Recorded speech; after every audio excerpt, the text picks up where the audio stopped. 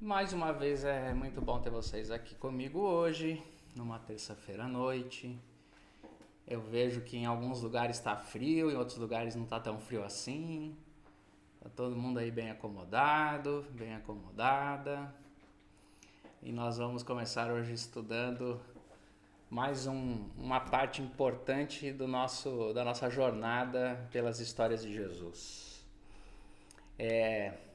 Nós já vimos como foi que esse início da vida de Jesus aconteceu. Nós já vimos o que vinha, como é que o povo esperava a chegada de Jesus, se preparava acreditando na vinda de um Messias, como é que foi que a cultura e a religião do povo de Jesus foi sendo construída para até chegar aos seus dias.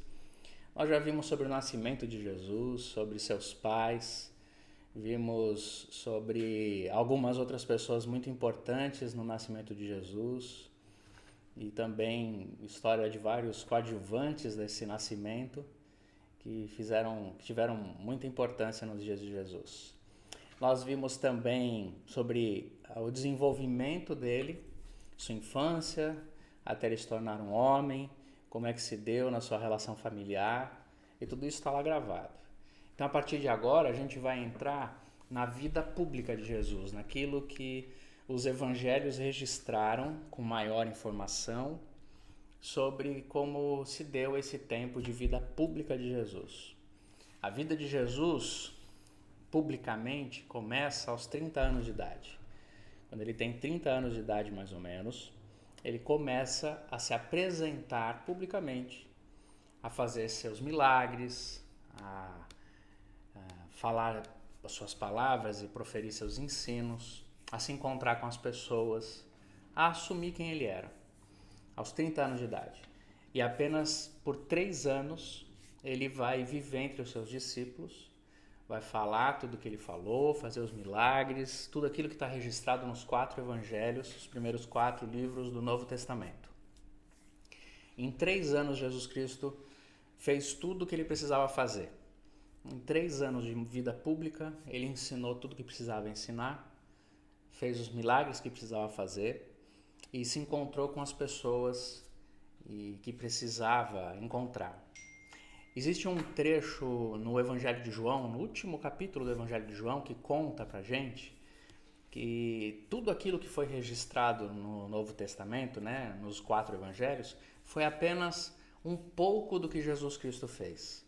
Então, alguns milagres estão ali registrados, algumas histórias estão registradas, mas ele fez muito mais coisa, ele viveu muitas outras experiências.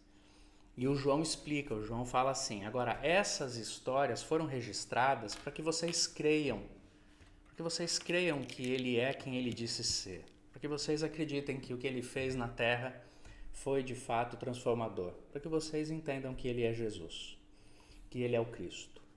Então, esses textos que nós temos no Novo Testamento e todas as histórias que estão ali, elas têm esse propósito de nos levar a crer, nos levar a entender.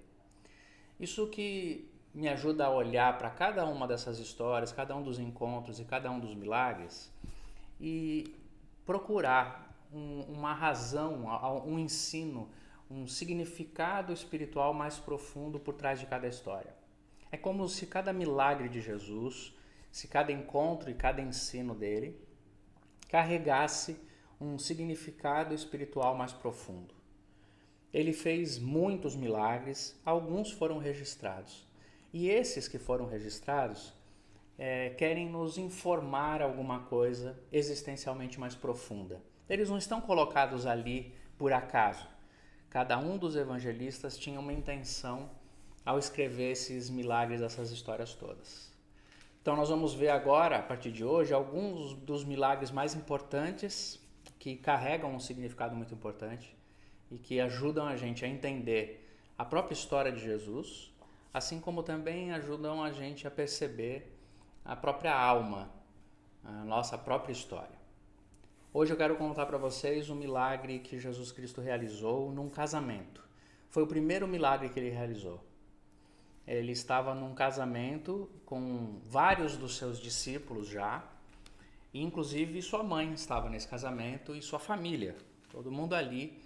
Era um casamento em Caná, na região da Galileia, que é a região onde também está Nazaré, como se fossem povoados próximos. E Jesus foi à casa desses amigos, em família e com seus discípulos. O que já é bem interessante da gente imaginar que cada vez que alguém convidava Jesus para ir para uma festa, ele levava a turma dele toda.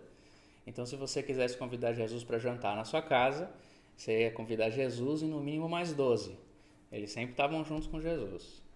Mas mesmo assim a turma convidava Jesus para ir para casa, para o casamento. E Jesus ia e levava todo mundo. E então ele está nesse casamento e é o primeiro milagre que ele vai realizar.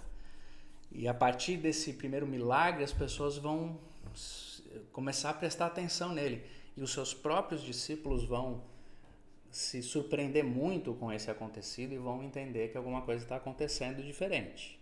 Até esse momento, ele saiu falando para as pessoas que ele era o Cristo, que ele era Jesus. Ele, pelo ensino dele, ele começou a atrair alguns seguidores, mas nenhum milagre tinha acontecido ainda. E ele vai realizar um milagre num casamento de pessoas com quem ele convive. É muito significativo ele começar o trabalho dele, a vida dele pública, fazendo isso, fazendo um milagre em um casamento. Primeiro porque os casamentos para o povo de Israel, eles têm um significado muito especial. Uma cerimônia de casamento não é apenas uma cerimônia de enlace entre duas pessoas, um homem e uma mulher na sua sociedade, mas carrega um significado muito mais profundo. Eles fazem menção espiritual de um casamento maior, de um casamento de Deus com o próprio povo de Israel. Essa ideia é muito forte para o povo de Israel. Eles se entendem como uma nação que, numa metáfora, é uma noiva do Deus que criou todo o universo. Tanto isso é tão importante para aquele povo, que todas as vezes, ou algumas vezes, em que Deus quis trazer uma mensagem para o povo de Israel no Antigo Testamento, dizendo que o povo tinha se perdido, que o povo tinha desobedecido a ele, que o povo estava buscando outras referências e abandonando os mandamentos de Deus, estava se tornando desobediente. Em alguns momentos os profetas foram inspirados por Deus para falar que o povo estava em adultério contra Deus. Essa relação de casamento é uma relação muito forte, muito importante para aquele povo. Então, o fato de Jesus fazer um milagre num casamento está mexendo com muito do inconsciente religioso daquele povo. Tem um significado muito especial. É como se Jesus estivesse trazendo um tipo de vida para uma relação entre um povo e o seu Deus. Então já começa sendo muito forte assim, o fato de acontecer um milagre lá. E como vai ser esse milagre? Bom, Jesus está com seus discípulos na festa, a festa está acontecendo, eles comiam muito, bebiam muito, dançavam, faziam cerimônias muito festivas no casamento, era algo muito forte, assim, de muita festa.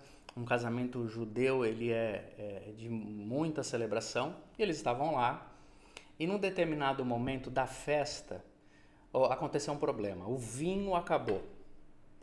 E quando o vinho acaba, as pessoas começam a falar, preocupadas, o que está acontecendo, o vinho acabou, e nessa hora, a Maria, mãe de Jesus, se aproxima de Jesus e diz, olha, acabou o vinho acabou. Alguma coisa, a gente podia fazer alguma coisa. Ela sugere isso a Jesus. Jesus, inclusive, tem uma expressão que é muito difícil de se compreender, que ele fala assim, mulher, ele usa essa expressão, mulher, o que eu tenho a ver com isso? O que nós temos a ver com essas pessoas?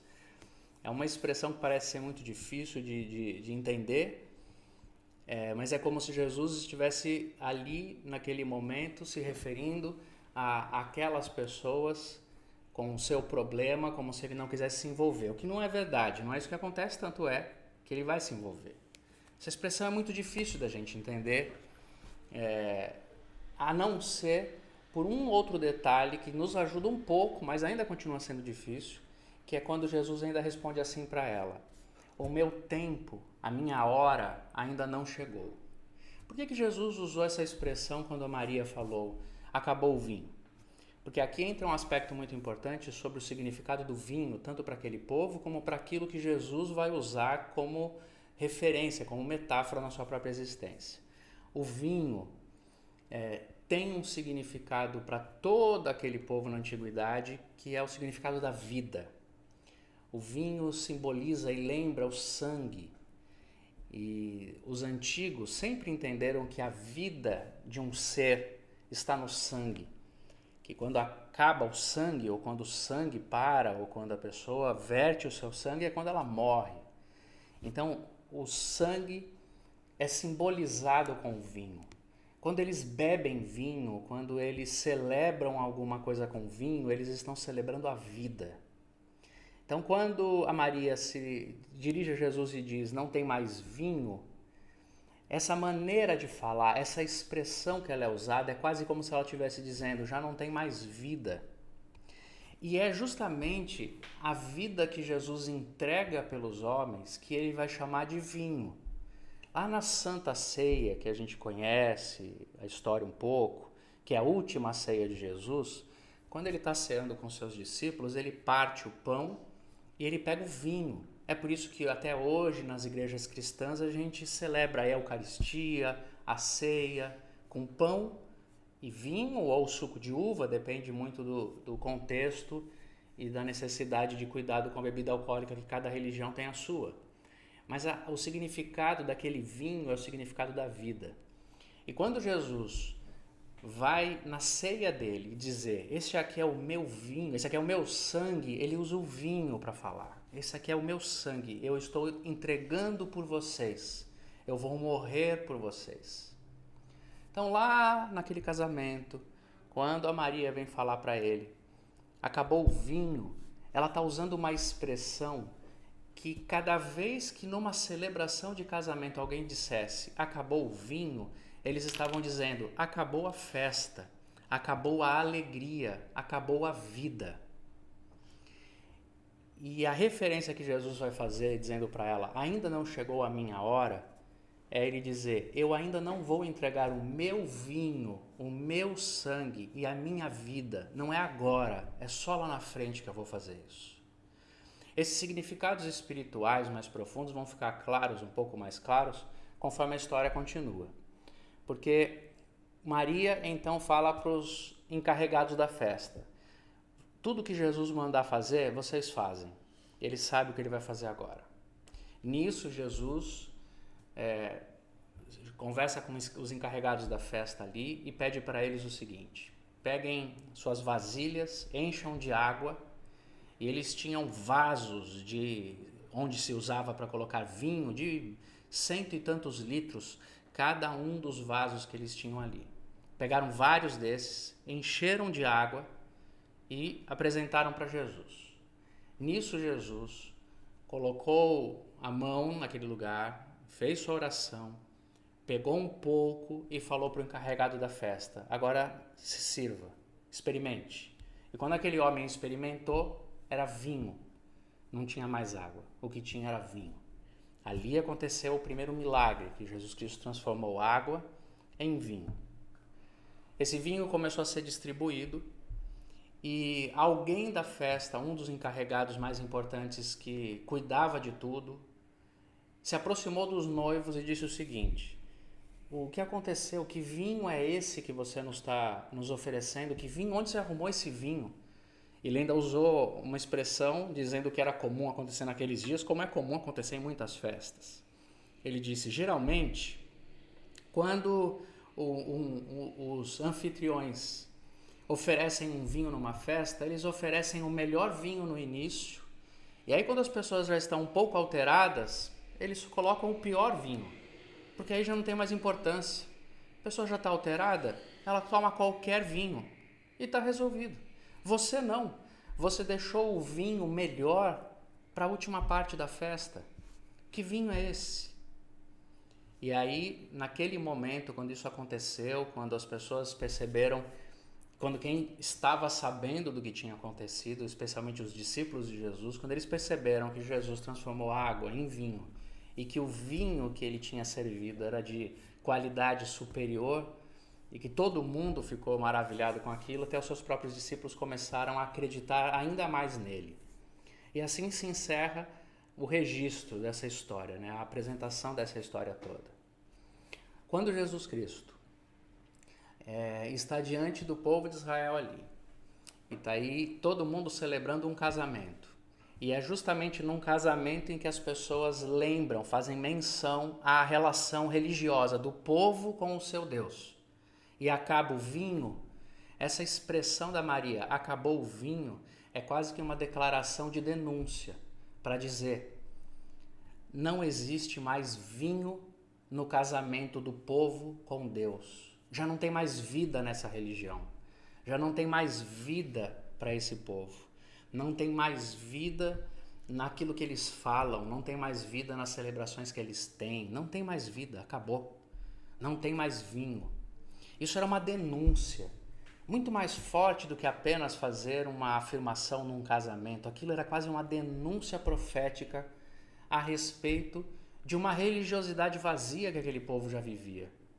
E a gente sabe que isso é muito verdadeiro, tanto porque a gente percebe todo o desenrolar da história do Antigo Testamento, quanto o povo se afasta de Deus, mas se engana achando que praticando a religião sem sentido, isso vai trazer vida para eles, mas eles estão completamente distantes de Deus. Mas a gente percebe isso mais ainda porque é esse próprio povo religioso que vai se colocar contra Jesus. É o próprio povo mais religioso que vai fazer oposição a Jesus, vai ser hostil a Jesus, não vai aceitar suas palavras, não vai aceitar a sua mensagem.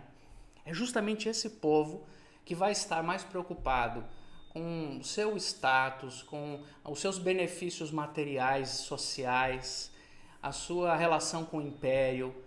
É justamente esse povo mais preocupado com os rituais vazios do que com a vida verdadeira. É justamente esse povo que vai tentar matar Jesus. É esse povo que vai pedir a cabeça de Jesus.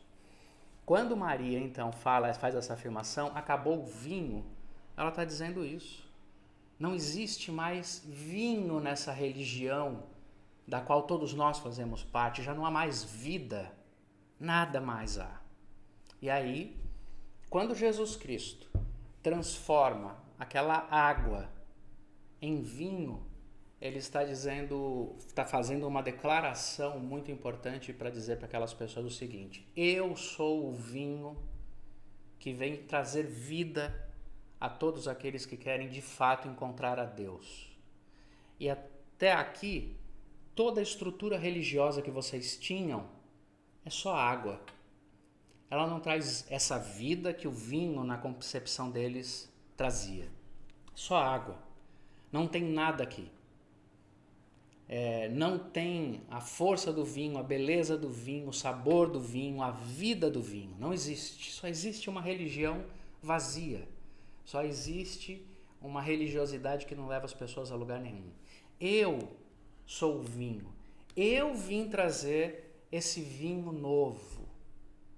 É tão interessante que num determinado momento Jesus Cristo vai ensinar as pessoas a respeito dessa questão da religiosidade vazia e da espiritualidade que ele trazia, quando uma vez algumas pessoas começaram a questioná-lo de por que é que ele não praticava o jejum que os rabinos da sua época exigiam do povo. Os rabinos exigiam uma prática de jejum extremamente rígida, algo que era impraticável. E eles jogavam esse peso nas costas do povo. Nem eles conseguiam praticar, mas eles exigiam que as pessoas praticassem. E o tema era essa na discussão, era esse, jejum. E eles começaram a perguntar para Jesus: por que você não pratica o jejum que os rabinos ensinam? E com essa questão, eles estavam perguntando, na verdade, o seguinte: por que você não pratica a religião que os rabinos ensinam? Toda a religião. Porque Jesus não fazia nada do judaísmo clássico e ortodoxo, nada. Ele não ficava preso a lugares, ele não ficava preso a dias sagrados, ele não ficava preso a rituais, ele era tão livre que para ele estar num monte era estar num lugar sagrado, estar debaixo de uma árvore era estar num lugar sagrado, estar numa festa de casamento era estar num lugar sagrado. Ele não precisava dos elementos litúrgicos da religião. Então, alguns seguidores da religião foram reclamar com ele, alguns fariseus foram falar com ele. Por que é que você não faz isso? Por que é que você não faz jejum desse jeito? E Jesus então responde para eles o seguinte: não se coloca vinho novo em odre velho, porque o vinho novo vai estragar o odre velho, ele vai romper e o vinho vai se perder. Ao contrário, você pega vinho novo e coloca em odre novo. O odre era um cantil feito de couro de camelo, e ele era usado para carregar líquidos, especialmente o vinho, para viagens. Então as pessoas andavam com aqueles cantis. E Jesus está falando algo básico. O vinho novo ainda está fermentando, ele tem um poder vital maior, ele está ainda borbulhando, ele está em expansão. O odre velho, o couro já ganhou formato, o couro já está duro. Se você colocasse, isso era muito normal nos dias dele, se as pessoas fizessem isso ia dar errado, colocar um vinho novo num cantil, um odre antigo, o vinho ia romper o couro rígido. Então Jesus fala: sabe por que é que eu não pratico a religiosidade dos antigos? Porque ela não cabe naquilo que eu vim trazer, ou melhor, o que eu vim trazer de vida não cabe nessa religiosidade vazia que vocês praticaram até hoje. Porque o que eu trouxe é muito vivo, o que eu trouxe está em movimento, o que eu trouxe vem transformar o ser humano. E toda vez que essa mensagem viva tiver que ser confinada, engessada por uma estrutura religiosa muito rígida, a vida vai se perder. Isso é extraordinário. Essa maneira com que Jesus entende, ensina e explica. O que eu venho oferecer é vida, e vocês não podem engessar e confinar nas suas regras antigas.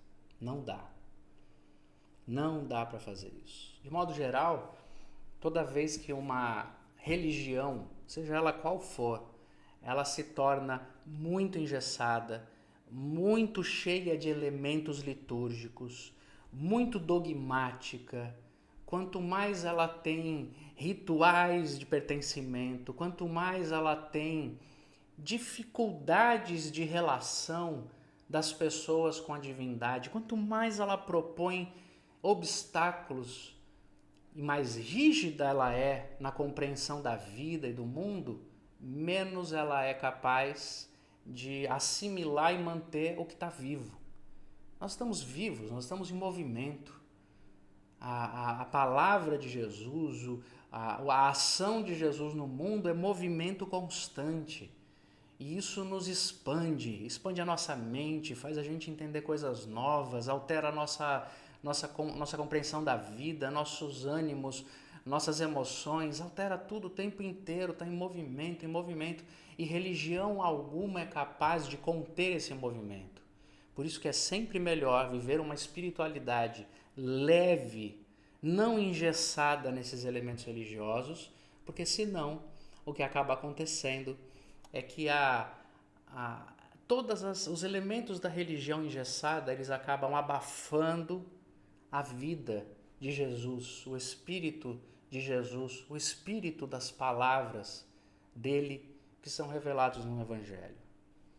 Então Jesus, ao explicar lá na frente que o vinho novo tem que estar num odre novo, ele está dizendo: vocês precisam de uma nova compreensão da existência, vocês precisam de uma nova visão de mundo, porque senão vocês não vão dar conta de me entender, de estar comigo, de viver comigo. Vocês têm que abandonar tudo o que vocês entenderam até hoje de religião, é o que Jesus estava dizendo para eles, para que vocês consigam receber esse vinho novo.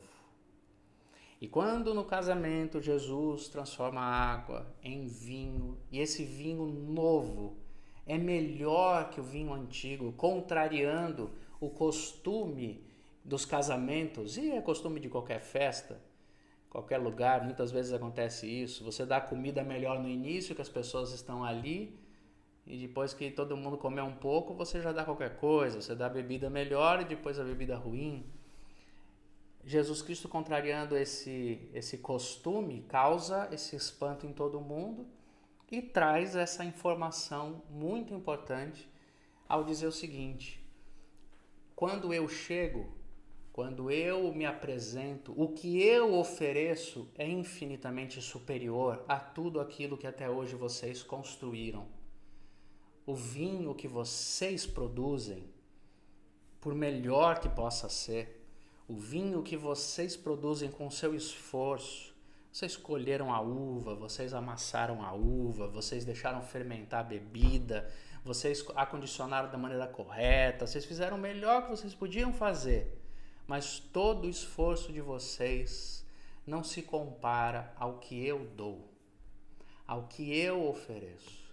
E o vinho novo é melhor. O vinho que eu venho trazer é melhor. A vida que eu ofereço é melhor do que qualquer esforço que vocês possam ter desenvolvido para chegar onde chegaram. E aí então Jesus, com isso, com esse milagre de transformar água em vinho, ele está se apresentando pela primeira vez ali de uma maneira bastante peculiar aos judeus, com muita informação para aquele povo. Por isso que numa conversa como essa, eu preciso fazer esse esforço todo de buscar os links e tentar explicar para vocês o contexto do povo de Israel, porque senão aquela história do casamento a gente não pega toda a profundidade de cada expressão. E cada coisa que está sendo falada ali tem um impacto muito profundo em quem está ouvindo, porque para eles ouvir essas expressões, o vinho acabou, o vinho novo é melhor, essas expressões têm um significado existencial e religioso muito profundos. Então, Jesus Cristo apresentando esse novo vinho, ele está dizendo: o que eu vim trazer para vocês, o que eu vim mostrar para vocês, a vida que eu ofereço a vocês é infinitamente superior a tudo aquilo que vocês construíram até hoje.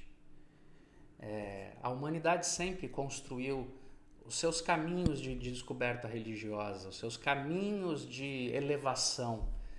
A humanidade sempre teve interesse e curiosidade a respeito das divindades, desde as tribos mais primitivas até as sociedades mais desenvolvidas e civilizadas, as grandes civilizações do mundo antigo, que construíam pirâmides e zigurates na antiguidade. Todas as civilizações, todos os povos, e não somente o judaísmo, mas todos os povos da antiguidade se esforçaram muito em tentar descrever quem é, quem são, onde estão, onde está a divindade, como opera, como não opera. Teve momentos da história em que a divindade, para muitos povos antigos, era um elemento da natureza, o mar, o sol, a lua. Na Mesopotâmia, a gente vê isso fartamente, no mundo egípcio, no mundo assírio, essa relação de tratar a divindade como um elemento da natureza. A mitologia grega, muito afinada à ideia judaica dos nefilins, dos seres híbridos entre anjos e humanos. A mitologia grega, a mitologia celta, a mitologia nórdica, das mais diferentes vertentes trabalharam muito com a ideia de deuses semi-humanos, homens semideuses. E o que Jesus está trazendo naquela informação ali, de uma maneira muito simples, muito clara, mas com uma profundidade de aplicação existencial muito profunda, tudo que vocês fizeram até hoje, todos os esforços que vocês empreenderam até hoje, o vinho de vocês não é melhor que o meu. Eu vim trazer para vocês a vida. Eu vim trazer para vocês como viver. Eu vim apresentar para vocês a própria divindade, como ela é. E vim fazer isso sendo um de vocês. A maneira de Jesus Cristo se apresentar no mundo é uma maneira de apresentar Deus para o mundo. Até então, sempre houve dúvidas sobre o que é Deus. Quem é Deus? Deus às vezes parecia um ser humano com cara de águia. A divindade em alguns momentos parecia o sol e as estrelas. A divindade muitas vezes foi tratada como o vento que faz os mares se mexerem e entrarem em tempestade. A divindade tantas e tantas vezes foi caracterizada como deuses que vivem paixões e guerras no Olimpo, nos céus, semelhantes às nossas. Tudo isso uma tentativa humana de dizer quem é Deus, aonde Ele está. E a afirmação que Jesus Cristo está fazendo ao apresentar-se a eles ali como o vinho, quando Ele diz, eu tenho vinho novo. O vinho novo vem de mim. Vocês não me viram trazer esse vinho de nenhum lugar. Eu fiz o vinho veio de mim, eu sou o vinho. Era praticamente isso que ele estava declarando. E ao declarar isso, e depois de muitas maneiras ele vai falar literalmente isso, ele vai dizer literalmente, quem quer ver a Deus, basta ver a mim.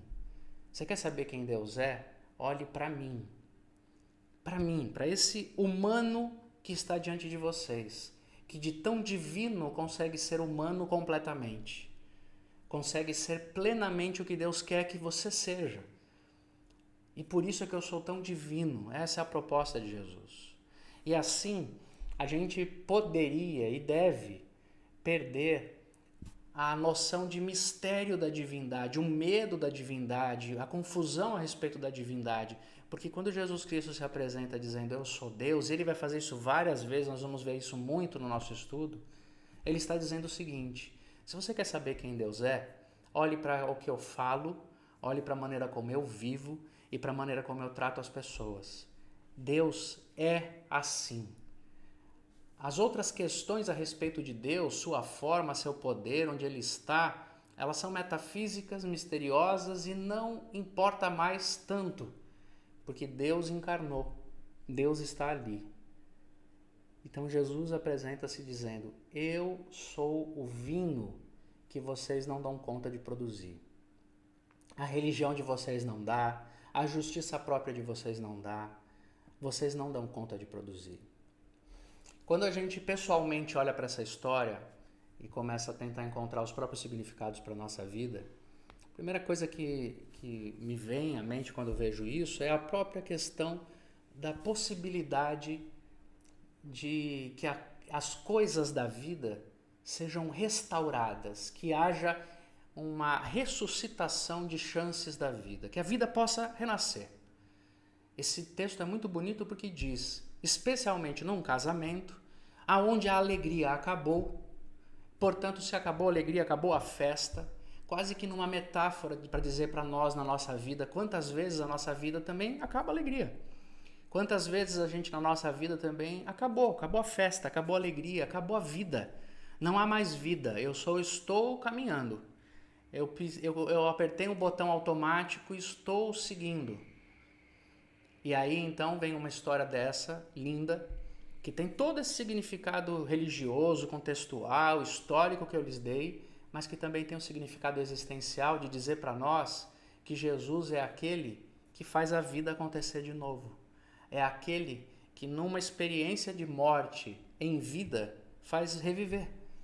É aquele que quando acaba o vinho na nossa vida, a alegria na nossa vida, a vida na nossa vida, ele faz reviver. E isso é uma experiência espiritual, isso é uma experiência de fé, isso é uma experiência de entrega, isso é uma experiência de busca de ajuda, é uma experiência de fé, de confiança em Deus, é uma experiência em que quando a gente chega de vez em quando na vida e fala para Ele, me socorre, fala, restaura a minha vida, me mostra o caminho, abre os meus olhos, me faz enxergar o que eu não enxergava, traz transformação, traz vida onde é morte.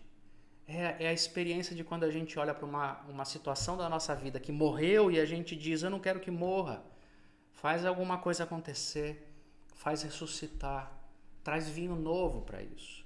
E sempre existe uma possibilidade, nunca uma garantia, mas sempre uma possibilidade de que a manifestação de Jesus na nossa vida faça renascer as nossas experiências de vida também.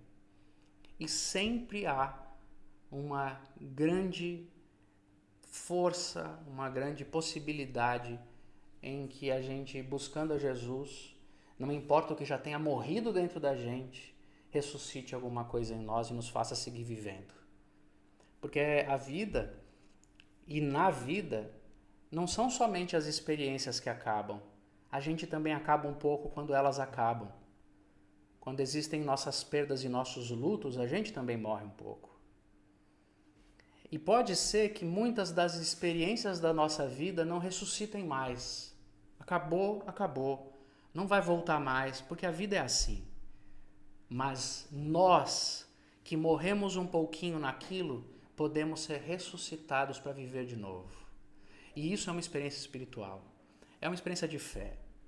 Não há um mecanismo, não há uma regra, não há uma cerimônia, não há uma oração ou uma reza que possa causar isso. Não há. A única coisa que há é uma experiência espiritual que a gente não sabe como acontece, a gente só pode indicar um para o outro dizendo o seguinte: apenas entregue o seu coração e diga para Jesus o que você quer. Apenas diga para Ele: eu quero viver de novo. Eu quero ter vida em mim de novo, ainda que as circunstâncias tenham acabado. Eu quero encontrar esse vinho novo dentro de mim. E saiba que, assim como o vinho novo de Jesus dispensa o odre antigo da religião, as experiências de vida de Jesus também elas dispensam a maneira como a gente vivia até hoje. A gente às vezes busca Deus, mas quer manter padrões de pensamento, vícios comportamentais, apegos emocionais, angústias, raivas, cobranças, exigências, lamúrias, lamentações. A gente quer manter um estilo de vida antigo esperando que alguma coisa nova aconteça. Não vai acontecer. Porque para viver essa experiência com Jesus, eu preciso morrer para tudo aquilo que eu vivia. Eu preciso esquecer, eu preciso dizer: não me interessa mais o que eu entendia do mundo, não me interessa mais como eu me relacionava com essas emoções, eu não quero mais ter apego. Muitas coisas não renascem dentro de nós porque nós desenvolvemos apego emocional com a tristeza, apego emocional com a amargura, apego emocional com a reclamação. Se torna um ente da nossa vida. A gente usa como muleta, a gente usa como apresentação relacional, a gente se mostra para os outros a partir de um problema que teve. E é como se Jesus dissesse: não dá. Ou o vinho novo vem para uma vida que quer ser nova, ou não cabe. O que Jesus está oferecendo para nós, sempre está oferecendo para nós, não é resolver uma experiência da nossa vida, resolver um probleminha da nossa casa. Não. Ele está querendo oferecer para nós uma nova vida, um funcionamento completamente diferente. É vinho novo. Tudo vai ser diferente. Eu vou enxergar o mundo. Quando a gente vive essa experiência espiritual, os nossos olhos se abrem. Eu enxergo diferente. Meus padrões mudam os meus valores, coisas que eu achava importantes já não são mais importantes, coisas que me davam medo não vão me dar mais medo, apegos que eu mantinha foram embora. A vida é nova porque o vinho é novo.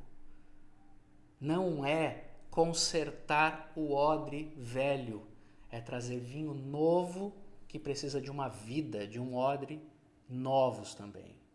Jesus não veio consertar os nossos penduricalhos, as nossas rachaduras. Ele veio fazer casa nova. Ele veio fazer vida nova. E a gente tem que ter coragem em algum momento da vida para dizer: eu quero essa vida. A gente não sabe como ela acontece, por isso que não tem regra. Você só precisa dizer na sua alma. Eu só preciso dizer na minha alma. Sempre. Eu só quero. Eu quero isso. Eu me abro, eu aceito e eu quero. E aí essas coisas vão operando em nós algo muito profundo na nossa existência. Quando Jesus Cristo fala para aquelas pessoas sobre este vinho, quando ele transforma a água em vinho e mostra para elas e para as pessoas que a vida pode ser melhor, porque o vinho dele é melhor, algo muito profundo acontece. porque esse vinho é melhor mesmo. É uma declaração de esperança para a vida. É uma declaração de esperança para todos nós que achamos em muitos momentos da vida que a gente já não tem mais razão. Que imagina que eu ainda tenho tempo de viver alguma coisa na minha vida. Imagina que eu ainda posso começar alguma coisa depois de tantas experiências ruins que eu já vivi. Imagina que eu posso começar tudo de novo com a idade que eu já tenho. Muitas vezes a gente se sente velho demais, cansado demais, incapaz demais pelos erros que já cometeu e impossibilitado, impedido de começar de novo, como se a gente não tivesse mais chance. Nós somos mestres em dizer para nós mesmos quando acaba. Nós somos mestres em fazer isso. Poucas pessoas são tão generosas consigo ao ponto de dizer vamos continuar de novo e não tem problema. A maioria de nós diz para nós mesmos o seguinte, a maioria diz para si mesmo, eu não tenho mais chance, eu já fiz demais, eu já errei muito mesmo, eu não tenho mais idade.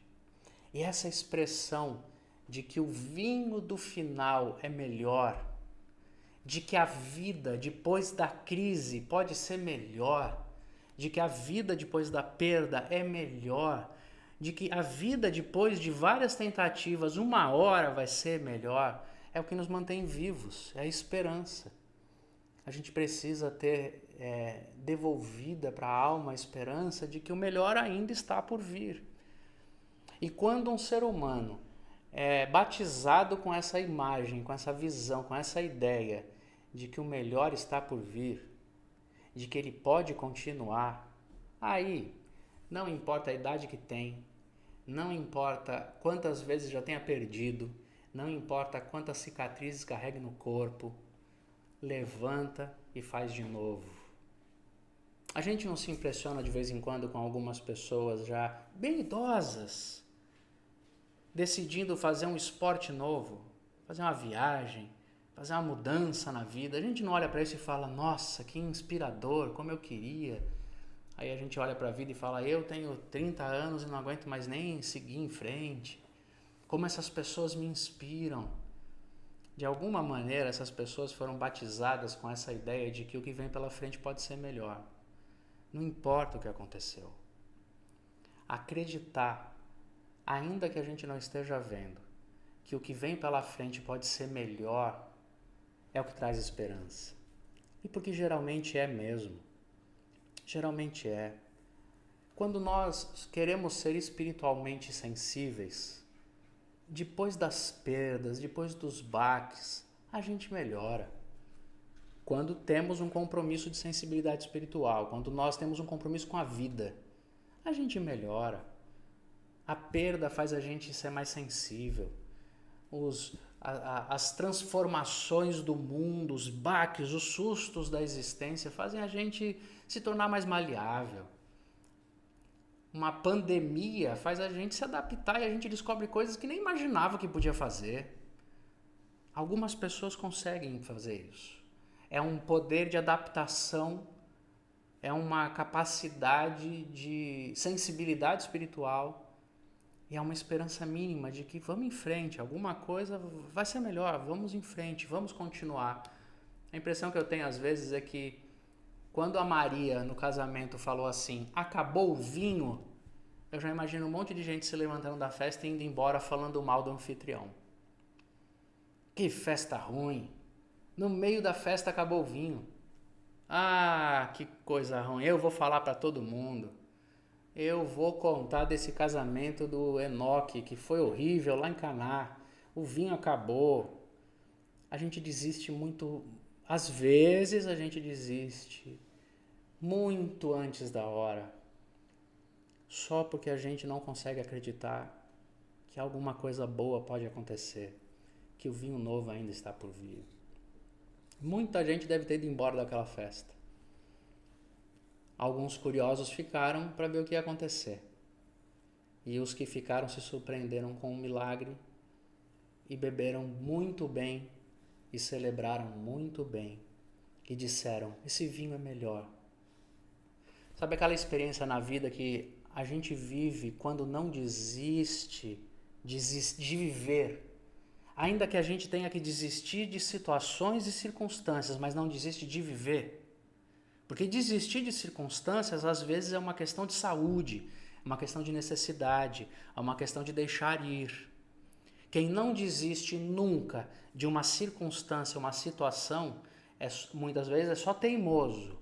Mas ninguém precisa desistir de si mesmo, ainda que tenha que desistir de uma situação da sua vida. E quando a gente não desiste da gente mesmo, e a gente segue, e a vida vai se realocando, e a gente chega num momento da vida em que a gente se sente como quem está celebrando um pouco em paz, e aí a gente olha para o passado e vê o caminho que percorreu, sabe aquela sensação que a gente tem assim nossa, eu já passei por tanta coisa difícil, mas talvez, se eu não tivesse passado por tudo isso, eu não seria quem eu sou e não estaria onde eu estou. É quando aquela experiência ressignifica o nosso olhar para o passado. E aí a gente deixa o passado para trás e diz: acabou. Não deu certo aqui, não deu certo ali. Eu me perdi aqui. Eu fui perdido ali. Acabou, isso é a vida, mas olha onde eu estou agora. Aqui é melhor. É aqui que eu vou ficar. E essa experiência, ela está disponível e ela é um presente de Deus às pessoas que não desistem de si mesmas. Não importa o que a vida tenha feito com você. Não importa o que você tenha feito com a sua própria vida. Não importa quantas vezes tenha errado. Não importa que idade você tenha. Não importa o que tenha lhe acontecido na vida. Está disponível para todos nós a experiência do recomeço. E quem recomeça e não desiste de si mesmo, vai beber vinho melhor no futuro. Porque o vinho que vem depois é sempre melhor. E essa é uma mensagem que eu encontro para vocês no primeiro milagre de Jesus Cristo, em Caná da Galileia, onde ele ensina sobre o vinho, sobre a vida, sobre o recomeço, sobre a experiência com ele, que é sempre, sempre muito melhor do que qualquer engessamento religioso, de qualquer ordem. Jesus é muito melhor do que qualquer engessamento que o cristianismo tenha produzido. Nunca pense o contrário. Sempre busque-o mais do que qualquer outro elemento, tradição, pressuposto, qualquer outro ensino. Sempre tenha em Jesus a sua busca mais essencial. Ele é o vinho, ele é a vida. É ele que nos traz vida. De minha parte, eu termino dizendo e desejando que a cada um de vocês seja produzida a experiência do vinho de Jesus.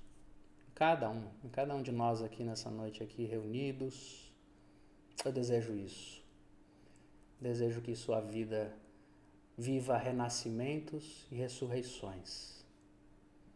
Eu desejo que a experiência de Jesus traga vinho para sua alma e que você tenha a vida de Jesus em si mesmo. Que Deus nos abençoe. Amém.